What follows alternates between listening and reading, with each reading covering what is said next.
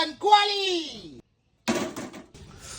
Jadi Wak, cerita hari ni kita nak masak bubur sayur sagu Wak. Biasa kalau di daerah luar sana orang sebut lendot Wak ya. Aku tak tahu juga tahap apa namanya. Aku tahu masak aja Wak. Ada sisa udang kita yang jala semalam Wak. Ini aja Wak bahan-bahan dia Wak. Udang, ini sagu dia Wak. Hembankan kuali.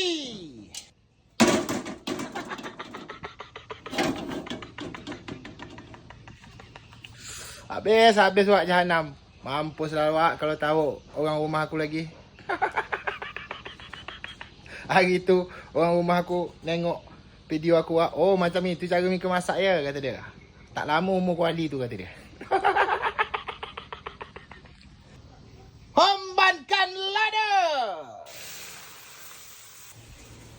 Hembankan kuah.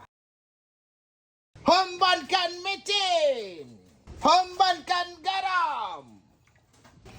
Hembankan merica bubuk.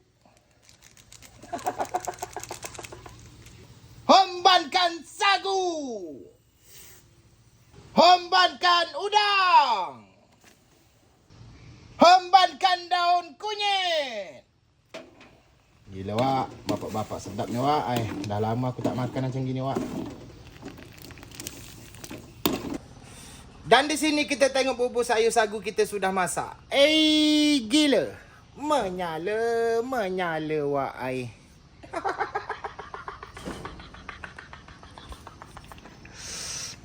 gila Wak. Belinyang Wak. Oi mak Hembankan bubur sayur sagu lagi Wak.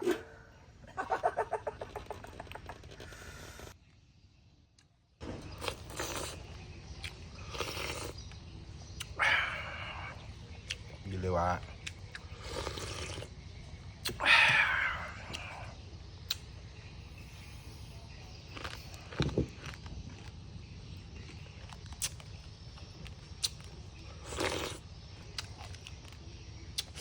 Itulah aku malas merantau Wak. Kalau merantau ingat-ingat makanan macam gini, nak balik kampung Wak.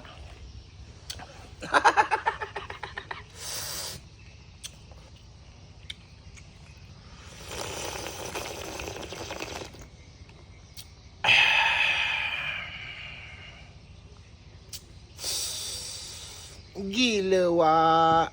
Menyala Wak